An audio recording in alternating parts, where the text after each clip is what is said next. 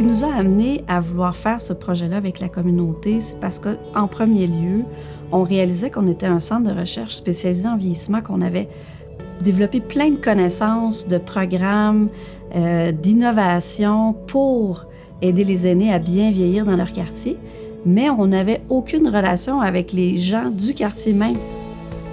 On a choisi une approche de laboratoire vivant parce que pour nous, avant tout, un laboratoire vivant, c'est un écosystème de partenaires. Donc, ça semblait être vraiment l'approche la plus naturelle étant donné qu'on voulait vraiment cette co-construction, cette collaboration étroite, autant avec les personnes âgées du quartier que les commerces, les endroits municipaux, les institutions municipales, de façon à créer un projet qui allait vraiment leur servir.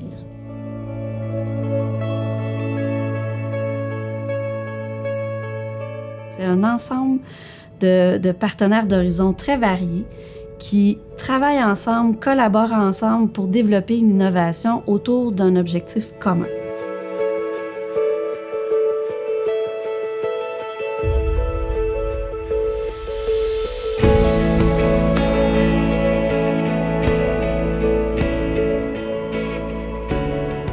Notre laboratoire vivant est séparé en différents projets. On a 3 cellules projets.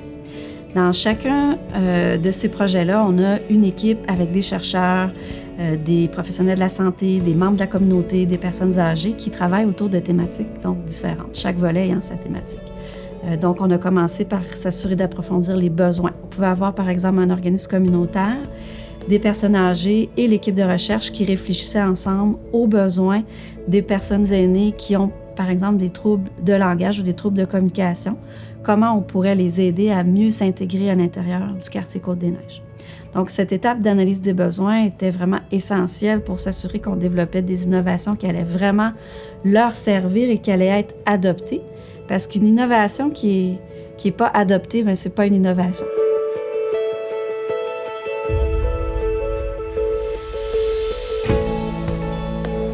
La deuxième étape a été de réfléchir ensuite à ces fameux services. Donc, cette étape-là comprend différentes grandes étapes ou sous-étapes, si je peux dire, qui mènent au développement d'un prototype, donc un premier jet d'un service ou d'une innovation. Et la prochaine étape va être de les mettre en application pour vrai, donc de les implanter pour de vrai dans la communauté, au sein des différents organismes qui travaillent avec nous.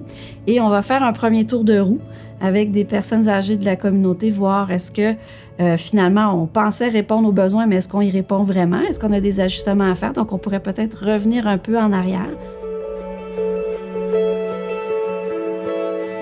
La première chose que je leur dirais, c'est de commencer par réfléchir à pourquoi on veut faire un laboratoire vivant. Est-ce que c'est une approche qui répond à un besoin, notamment de mettre ensemble un ensemble de parties prenantes qui viennent d'horizons très variés, de façon à co-construire une innovation? Il faut que tout le monde soit à bord. S'il y a une partie prenante qui n'embarque pas, mais le laboratoire vivant fait moins de sens. Pour faire un laboratoire vivant, il faut avoir une grande ouverture aux autres. Parce qu'on est amené à travailler avec des partenaires d'horizons très variés, qui peuvent avoir des cultures de travail, des attentes, des besoins qui sont très différents. La posture du chercheur dans un laboratoire vivant est quelque chose de très intéressant, pas toujours facile à adopter dans le cadre d'un quartier innovant. Bien sûr, on est rigoureux aussi, mais d'une autre manière, parce qu'on travaille, on co-développe avec les utilisateurs. Et à ce moment-là, on sort un peu de la zone de confort du chercheur. On est à l'écoute beaucoup de ce que les personnes ont à dire. Donc, il faut se mettre dans une posture collaborateur et non la posture d'expert qu'on a souvent tendance à prendre quand on est un chercheur. De s'assurer que la gouvernance tient compte de cette égalité des intelligences qu'on considère comme étant une valeur très importante du laboratoire vivant. Un autre conseil que je pourrais donner à quelqu'un qui voudrait se partir un laboratoire vivant, c'est de s'assurer de s'entourer aussi des bonnes personnes et notamment des experts. Donc, pour nous, ça a été très important, voire même crucial, de travailler avec un partenaire comme la Maison de l'innovation sociale pour nous accompagner autant dans la mise en place de notre infrastructure sociale que dans le développement d'une expertise et la mise en place d'une méthodologie de co-création qui était en accord avec notre philosophie du laboratoire vivant et aussi en accord avec les meilleures pratiques dans le domaine. Quand on m'a demandé de faire partie, je me suis posé la question pourquoi on me demandait, moi, à faire partie de ça. Mais vu que j'ai réalisé que vu que j'étais pas mal impliqué dans le quartier Côte-des-Neiges, que c'était peut-être logique que je participe un peu, tu sais.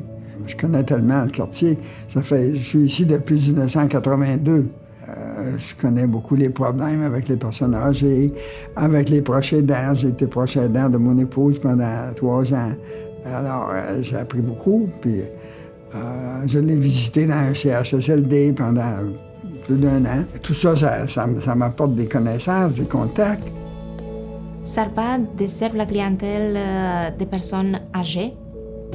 On travaille avec beaucoup de bénévoles et notre expérience avec les bénévoles, avec les personnes âgées, peut apporter à ce projet.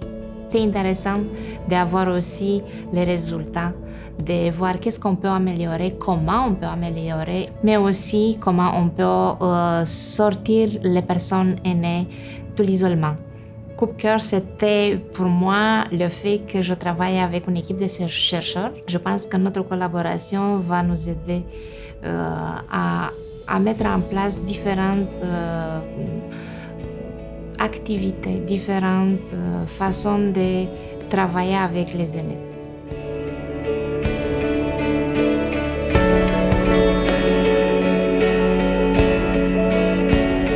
Un laboratoire vivant pour un chercheur, c'est quelque chose d'extraordinaire. C'est absolument fascinant de voir comment, en fait, on a tous une partie de la réponse à la question. Cette rencontre entre nous et la communauté permet de faire générer des étincelles et des idées totalement innovantes qu'on n'aurait pas pu avoir, nous, toutes seules dans notre petite bulle ici.